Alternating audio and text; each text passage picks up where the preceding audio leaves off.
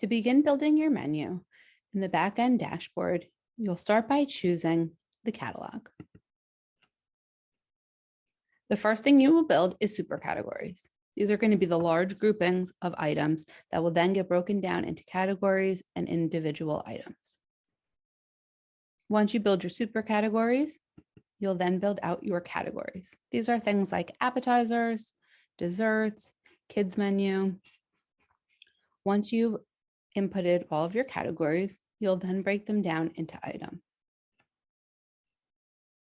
You'll enter in each individual item and associate them back to the category and super category. Once you have your menu items in, you can then associate those items with your modifier group and then another step of modifier. This gives you a really clear, specific breakdown of each individual item on your menu and the ways you can associate them with different options.